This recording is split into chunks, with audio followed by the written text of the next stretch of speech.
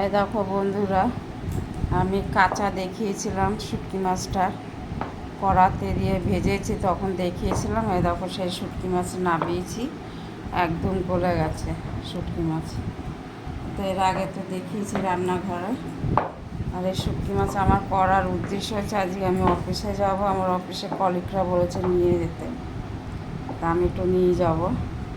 ওরা খুব ভালো খায়, এতে পেলে পরে মানে একদম চেটে পুটে খাবে শুটকি মাছ।